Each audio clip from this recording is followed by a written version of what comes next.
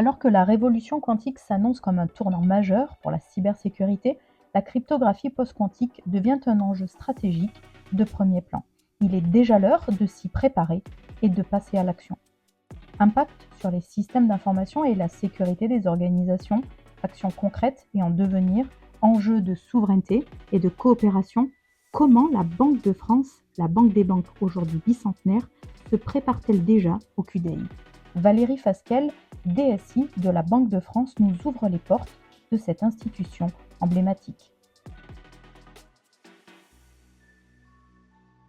Bonjour à vous, merci pour cette question. Alors, le quantique, c'est une formidable nouvelle génération de calculs pour la science informatique.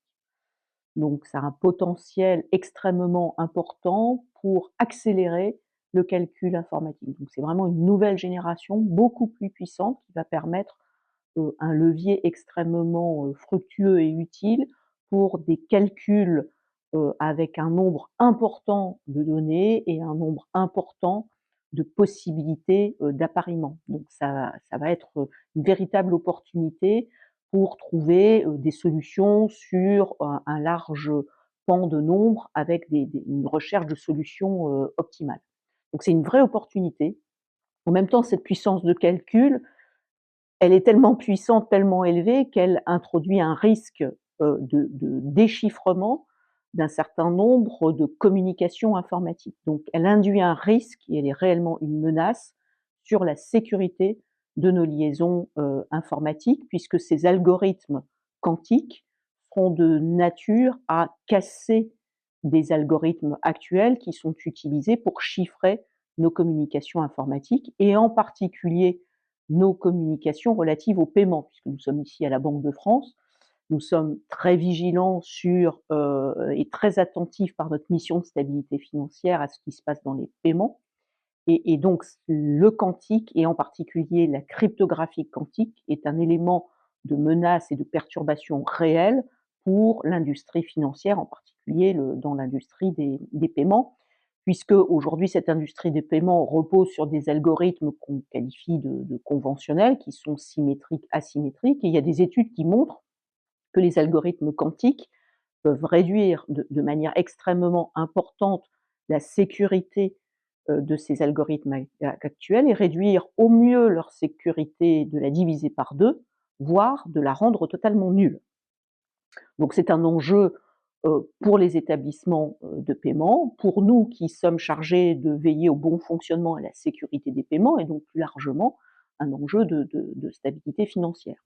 Alors après, la menace quantique, comme on l'appelle aujourd'hui, est une menace qui n'est pas nécessairement immédiate, mais elle n'est pas lointaine non plus, puisque c'est un domaine qui évolue très très vite, dans lequel la technologie évolue très vite. Donc ce qui était annoncé pour 2040-2050, il y a encore 2-3 ans quand nous nous sommes intéressés au sujet, est désormais annoncé pour 2030. Donc toute l'infrastructure, la construction de matériel, de serveurs pour héberger du calcul quantique s'accélère. Donc la recherche technologique s'accélère. Les investissements financiers sont extrêmement importants dans le secteur privé, puisque ces 2 dernières années, il y a eu plus de 2 milliards d'investissements privés dans ce domaine.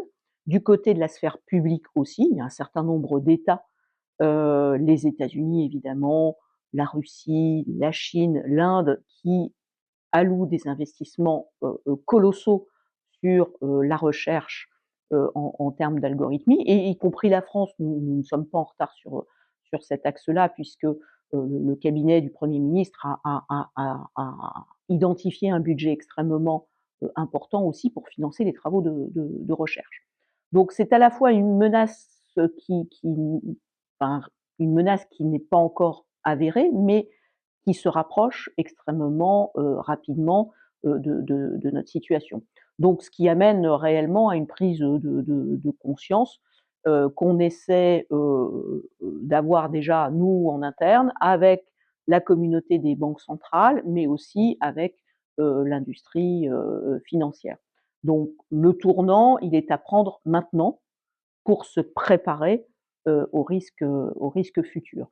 Et j'ajoute que c'est d'autant plus nécessaire que l'on constate aujourd'hui qu'un certain nombre d'acteurs se mettent à capturer des données qui sont aujourd'hui chiffrées, dans la perspective de pouvoir les déchiffrer ultérieurement. Donc la menace est presque déjà à notre porte avec des informations qui sont aujourd'hui extrêmement importantes et qui le seront encore tout autant d'ici 2030.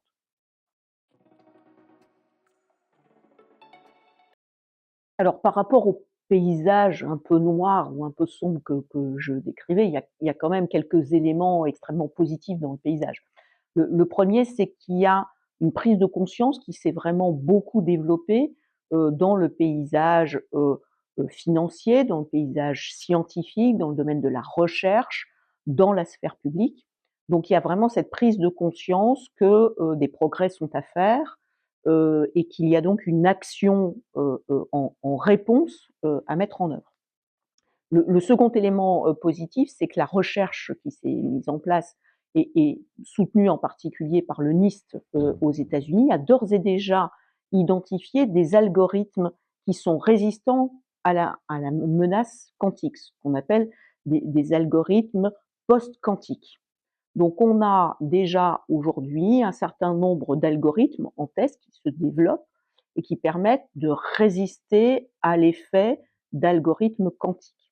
Et donc se développent aussi tout un tas de recommandations, de bonnes pratiques qui sont à mettre en place par les différents acteurs et qui vont encourager notamment à hybrider, c'est-à-dire à euh, cumuler des algorithmes quantiques et des algorithmes conventionnels pour pouvoir avoir le niveau de sécurité le plus important. Donc il y a des choses très positives qui apparaissent dans le paysage. Donc nous, qu'est-ce qu'on fait par rapport à ça? Deux choses. La première, c'est que nous expérimentons pour mieux comprendre la technologie. Nous avons aussi un système d'information qu'il faut protéger. Donc nous menons depuis 2022 des expérimentations opérationnelles très concrètes. D'abord notre propre système d'information, où nous avons entre nos data centers déployé des librairies d'algorithmes post-quantiques associés à des algorithmes conventionnels pour sécuriser des liaisons informatiques entre nos deux data centers.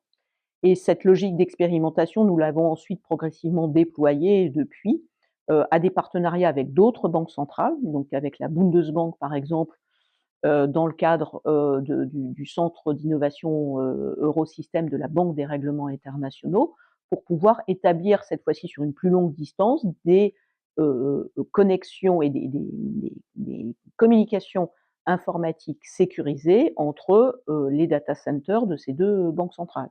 Pareil, cette fois-ci dans une distance encore plus longue avec l'autorité monétaire de Singapour, où nous avons sécurisé des échanges d'emails, donc vraiment du chiffrement post-quantique et donc sécurisé de communication d'emails entre nos deux banques centrales. Donc ça, c'est notre premier axe.